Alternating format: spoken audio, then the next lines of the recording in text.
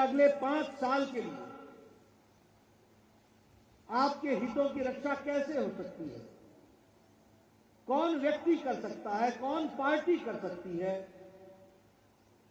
कौन आपको मजबूती दे सकती है, ये इसके निर्णय करने की घड़ी है। और इसलिए मैं आपसे निवेदन करूंगा कि चुनाव में इस आधार पर वोट मत देना कि ये मेरा नजदीकी है, ये मेरे जाति का है, ये मेरे इलाके का है, ये मेरी भाषा बोलता है। इन आधारों पर चुनाव में वोट नहीं दिए जाते।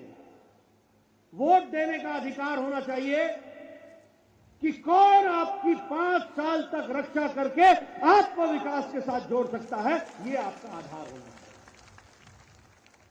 और जब मैं ये बोलता हूं तो मैं गौरव के साथ बोल सकता हूं कि आज अगर आपने यहां से लोकसभा में जनार्दन जी को भेजा है, आज अगर आपने मध्य प्रदेश से लोकसभा में कमल खिलाया है, तो हम ये कह सकते हैं कि मोदी जी के नेतृत्व में देश ने मजबूती पकड़ी है और देश आगे बढ़ा है, ये बात हम कह सकते हैं। हम उस पार्टी की संस्कृति में से नहीं आते हैं जो झूठे वायदे देकर, गुमराह करके, भुला करके, आपको छलावे में डाल करके वोट लेते हैं। हम उस पार्टी की संस्कृति से आते हैं जो 5 साल बाद अपना रिपोर्ट कार्ड रख करके बताते हैं कि हमने तुम्हारे लिए क्या किया।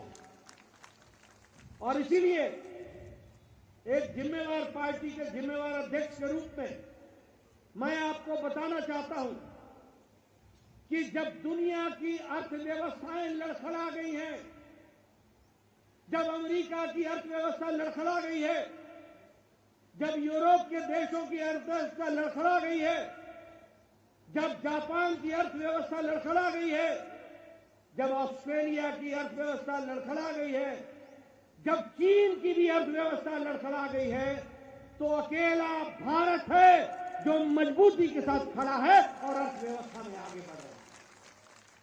और यही कारण है कि जिस देश ने हमको 200 साल राज किया, अंग्रेजों ने, उसको भी पछाड़ कर हम 11वें नंबर से बढ़कर के 5वें नंबर की दुनिया में अर्थव्यवस्था हो गई। अभी आपका आशीर्वाद सिद्धार्थ को मिलेगा और 2024 में फिर मोदी जी को आशीर्वाद मिलेगा। 3 साल के अंदर मोदी जी के नेतृत्व में हम तीसरी अर्थव्यवस्था बन जाएंगे, इसकी हमको तैयारी करनी है। आप बताइए, अभी अभी संसद में महिलाओं को विधानसभा में और लोकसभा में आरक्षण मिला कि नहीं मिला? मिला कि नहीं मिला? कभी सोचा था? 15 साल से कांग्रेस और यूपीए की सरकार इस बिल पर बैठी हुई थी। 15 साल से ज्यादा कोई पूछने वाला नहीं था। मेरे ख्याल से 20 साल से ज्यादा कोई पूछने वाला नहीं था। मुझे तारीख याद नहीं है, लेकिन लंबे समय से ये बिल पड़ा हुआ है। लेकिन मोदी जी की इच्छा शक्ति, महिलाओं को स्थान देना, नारी शक्ति वंदन विधेयक दिल्ली में पार्लियामेंट में 2 दिन के अंदर पास हो गया और अब आने वाले समय में महिलाओं को 33% का आरक्षण मिलेगा। मित्रों, आज हम इस्पात में, स्टील में 4थे नंबर से दूसरे नंबर पर मैन्युफैक्चरिंग में आ गए।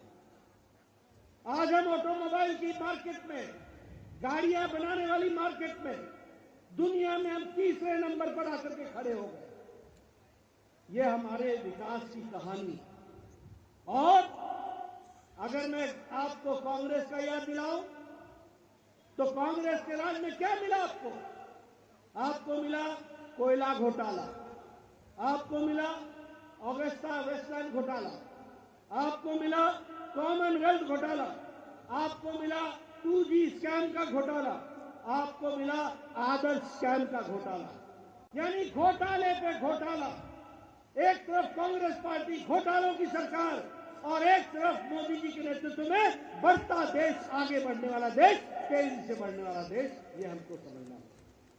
और इसीलिए आज मैं आपसे ये भी चर्चा करना चाहता हूं, आपको जानकर खुशी हो, मैं आज चौथर में आया हूं, मैं आपको बताना चाहता हूं कि मोदी जी के नेतृत्व में 13.5 करोड़ लोग, भारत के 12% से ज्यादा की आबादी अब गरीबी की रेखा से निकल गई है और ऊपर की रेखा में आ गई है। ये भी हमको ध्यान में रखना है, ये भी हमको समझ लेना है।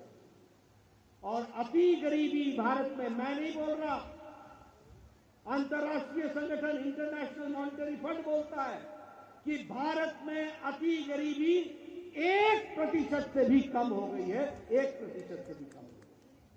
ये आज भारत की तस्वीर है।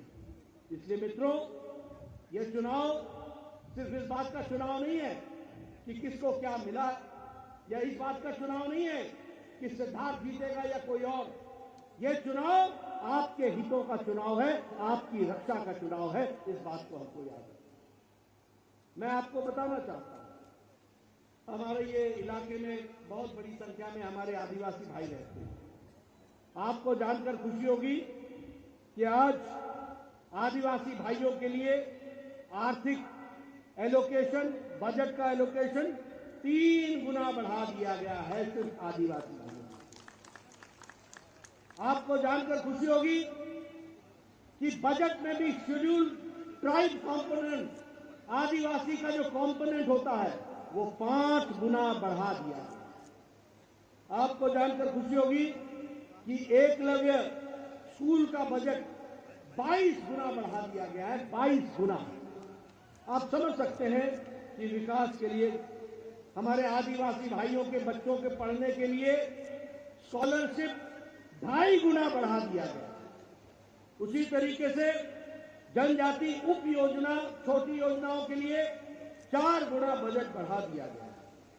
और मध्य प्रदेश, जहां हम आज बैठे हैं, राजेंद्र शुक्ला जी लंबे समय इस सरकार में मंत्री रहे हैं।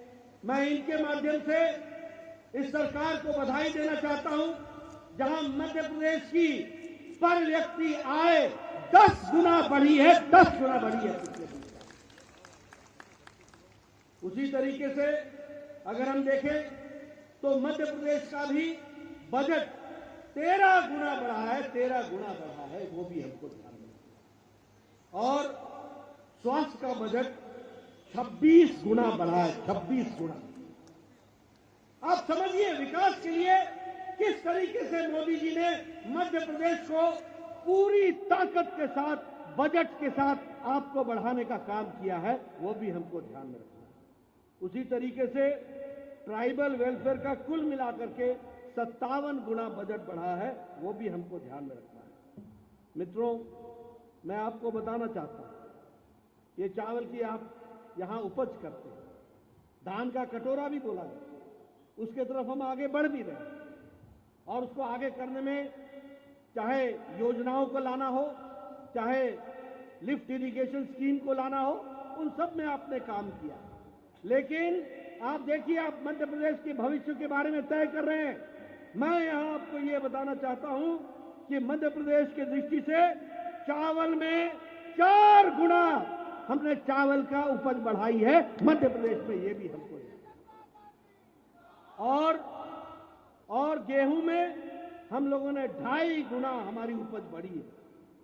और ग्राम सड़क योजना, गांव में सड़कों की योजना, पिछले 7 साल के अंदर गांव की सड़क की योजना जो है वो 83,931 किलोमीटर की सड़क बनी है। 83,931 किलोमीटर की सड़क।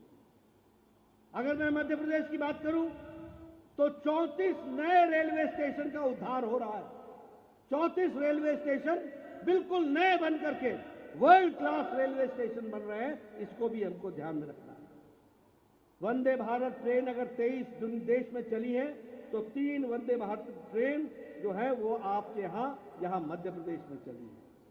अगर हम विंध्या एक्सप्रेसवे बताएं तो भोपाल से लेकर के सिंगरौली तक 3,800 करोड़ रुपए खर्च हो रहा है और वो विंध्या एक्सप्रेसवे बन रही है, वह भी हमको याद रखना चाहिए। नर्मदा की प्रगति पथ के लिए 900 किलोमीटर की सड़क बनेगी, एक्सप्रेसवे बनेगा और उसके लिए भी 31,000 करोड़ रुपए भारत सरकार मोदी जी ने मध्य प्रदेश को दिए हैं, ये भी हमको ध्यान में